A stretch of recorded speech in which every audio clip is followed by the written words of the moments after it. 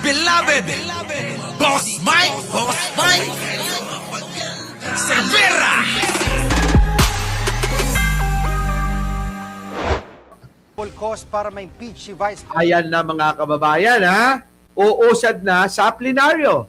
Pagkatapos ng plenaryo, magbobotohan uli, mga kababayan, aakyat na po ngayon, diretso sa Senado. At mga kababayan, meron pang mga pampalakas loob ngayon ang mga Duterte, itong mga DDS. May pinapakalat pa na pumabor daw sa kanila yung Korte Suprema. Bobo nyo talaga. Wala na. Pampalakas na lang na loob yan. Parang nakikipag-away kayo sa bata. Okay, mga kababayan, isang pag-iusap lang bago tayo magtuloy-tuloy. Huwag niyo kalimutan na mag-like, mag-share, at mag-subscribe. Ano po?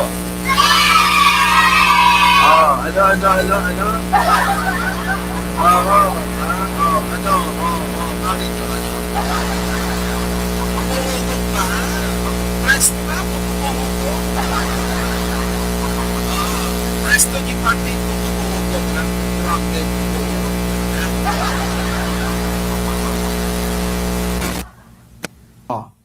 Yan, okay na. Ito, parang gusto ko lang itapon, ano? Okay na. Okay na? Presto kung okay na. Presto, yan. Pasensya nyo na, last na natin to. Papalitan ko na yung mic ko. Ewan ko ba kay Papa Trix, mukhang din si Papa Trix, mga kababayan ko. Mukhang sinasabotahe itong ating mic. Kasi siya yung nag-ayos nito, mahal-mahal ng bili namin dito. Daming ginawa pero wala pa rin eh. Wala stick na yan. Papa Trix, ano bang ginagawa mo rito? Puro na lang Puro na lang pahirap yung ginagawa mo sa akin. So yan na mga kababayan. Eto na. Yari ka, Sara Duterte. Nakita ng probable cause para ma-impeach si Vice President Sara Duterte sa pagdinig ng House Justice Committee ngayong araw. Live mula sa Batasang Pambansa, nangunguna sa balita si News 5 House Correspondent Marian Enriquez. Marian, paano po ito ang mga miyembro ng komite?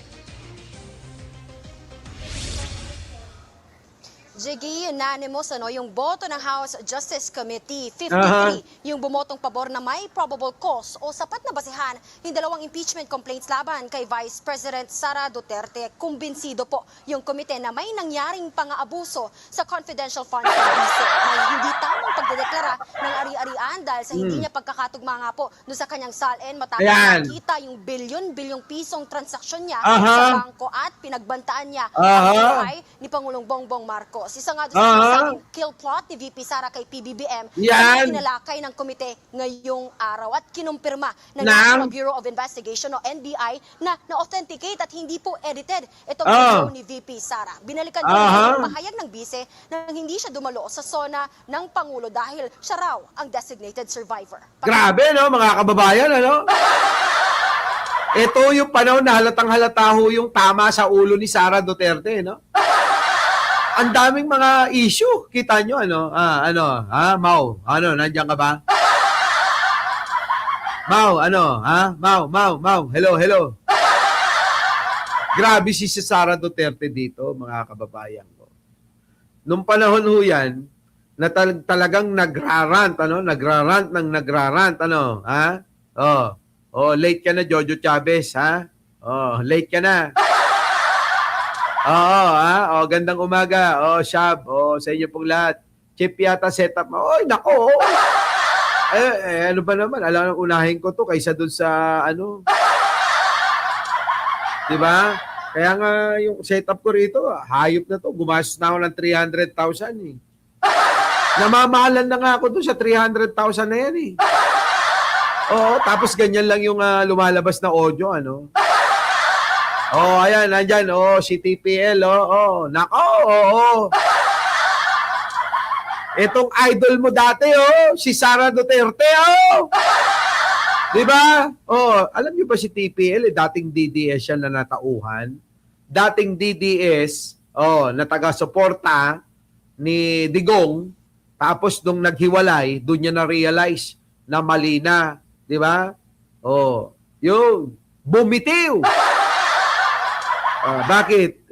Paano hindi bibitiw? Siyempre, pipiliin yung tama. Di ba? Oo, pakisabi nga kay na-scam yata ako ni Papa Trix, Alicia Duran, ha? Loko yun, ha? In-scam yata ako, ha? Pero 300,000 mahigit ang gastos ko din, eh. Tapos, ganito lang yung audio, no? Ha? Nagloloko-loko na. Di, tinatamad lang akong pumunta lang, papalitan daw yung wire. Anyways, mga kababayan ko, eto na nga. Puta. Yan yun na si Mau, ha? Basta siya, solid, ha? Bongbong Marcos. Diba? Sige, tuloy. Po natin itong bahaging yan ng pagdinig. I-ensure po namin na hindi po siya edited or spliced or AI generated, Your Honor. Sa akin po, ito ang pinakamalalang ground Nang? for impeachment. Kaya pala! Pinakamalalang grounds! Sa impeachment ni Sara, di ba? Nung tinawag, Nung tinawag ni Digong, ni PBBM na bangag, bitaw na. Gago yung matanda na yun, eh. Oo. Nung tinawag naman Mau, ni Digong na ganyan, bangag, weak leader, ay, nagpulasan kami. Oo, ang ginawa ko, nag-recruit ako ng marami. Oo, bumuna ako ng ng mga mandirigma. Oo, para ipagtanggol si Pangulong Bongbong. Oo, gago yung matanda na yun. Mamamatay na lang, pera pa rin ang iniisip ng hayop na yun. Di ba? Oo. Napakarami ng babaeng binayaran ng matanda na yan para mabechut. Hindi pa naging masaya ang putang ina. Di ba? Dapat makontento ka na sa buhay mong hayop ka. Oo, alam nyo, sa totoo lang, pag namatay si Digong, sa kahit anong kaparaanan, ako unang matutuwa. Nakuha mo, TPL? Pag namatay na si Digong, kahit anong kaparaanan ng kamatayan, ako unang matutuwa. Tandaan nyo yan, mga kababayan, magdidiwang ako. Ayop na, dapat yan yung minamasakir, tinatadtad, eh. Pero pinagpaplanuhan nila si Pangulong Bongbong Marcos, eh. Kung di ba naman mga siraulong mga hayop na yan. Itong pamilyang Duterte, mga kababayan, no? Malademonyo talaga, no? Tignan ninyo, mga kababayan ko, Tignan ninyo. Kung sino pa yung masamang tao, yung pa yung pinagbubunyi ng mga hayop na to. Yung tao na nagpapakahirap para maiangat tayo, siya pa yung kanilang pinagpaplanuhan para para patayin. Hindi lang siya, buong pamilya. Ito namang si Amy, gusto iligtas yung sarili, naniniwala yata yan. Siyempre nga naman, kaibigan si Sara, baka alam na talagang mamamatay tao, kaya kailangan iligtas niya na yung sarili niya na. Sapagkat pagka naubos nga naman, ang pamilyang Marcos, kanino naman mapupunta ang mga mana? Siyempre, kay Amy lang yan. Ayop din, no, mga kababayan, ganyan talaga.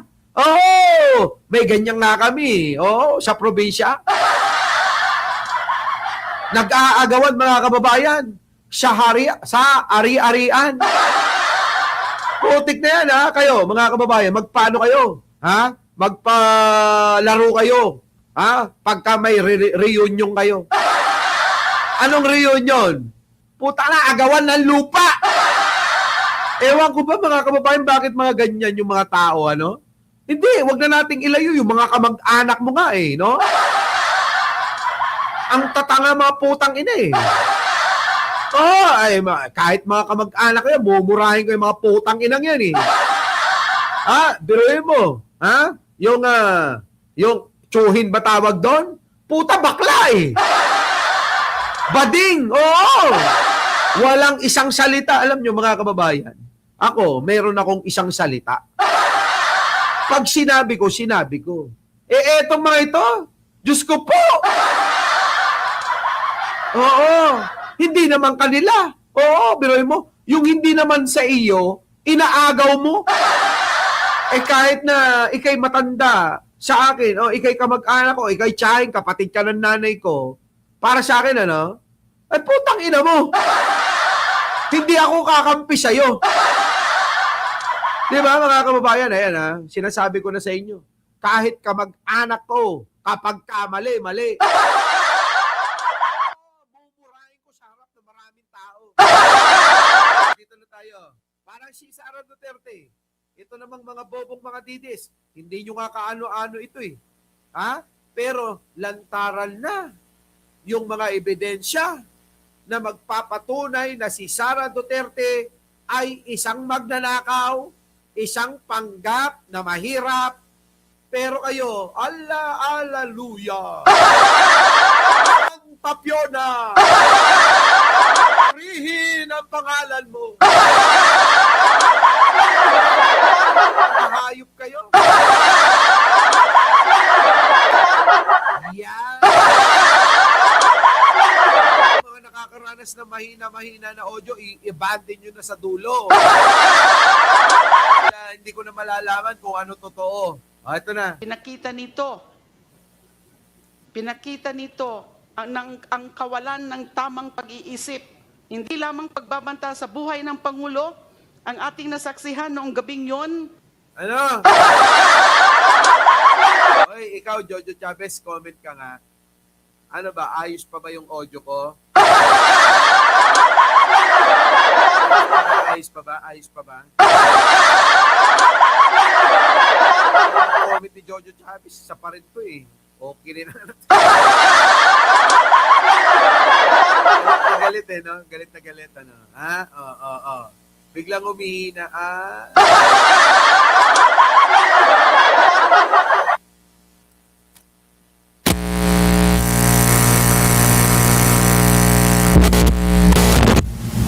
Oo. Bubugbugin natin si Papa Trix. Ano? Okay na? Press 1 kung okay na. Mga kababayan, talagang titigil ko na to eh. Ano? Okay na? Okay na? Paki. Press 1 kung okay na. Ano? Press 1 nga ni. Yan, okay na ha. Sige, tuloy natin to. Matindi to eh.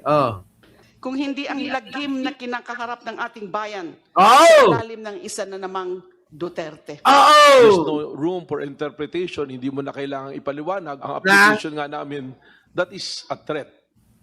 That is an actual threat to the President and to the wife and the former Speaker. This is Yan! an impeachable offense which violates Oh, the nako! Constitution. Thus, it is betrayal of public trust. Nako! At Marian, ano nangyari dun sa green box na naglalaman ng ITR ni na VP Sara at Attorney Man Scarpio? So sa madaling salita ho, yari si Sara Duterte dito, mga kababayan. Oo, so ngayon, ang botohan na ho sa plenaryo. Doon na ho yan dadalhin, pagkatapos ng mini-hearing, didiretso sa plenaryo, pagbobotohan, mga kababayan, kung paano at kung ito ba ay iaakyat sa Senado, para umpisan na ho yung impeachment trial. Yan ang mga mangyayari. Our beloved Boss Mike Cervera.